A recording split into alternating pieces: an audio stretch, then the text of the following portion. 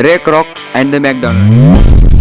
Born in 1902 to parents who were Czechoslovakian immigrants, Ray Kroc rose from humble beginnings, including stints as a paper cup salesman and a jazz musician, to become one of the time's most important people of the century by building McDonald's into the most famous and successful fast food restaurant in the world.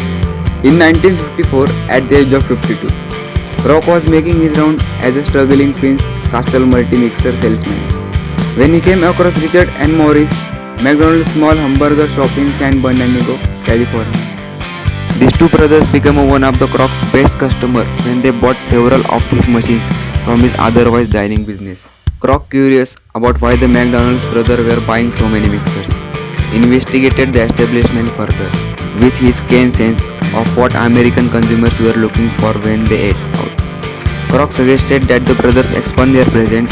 They asked how they could do so, and he offered his services and become McDonald's national agent, beginning a new age in franchising. That is how the Little Hamburger restaurant with the bright yellow arches began. The first shop opened in 1955 in Des Plaines, Illinois, to resounding success, and the organization became the McDonald's Corporation.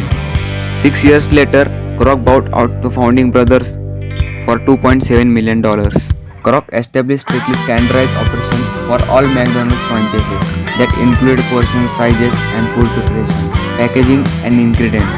Customer service standards were also high, although franchises were allowed to decide how to market their business.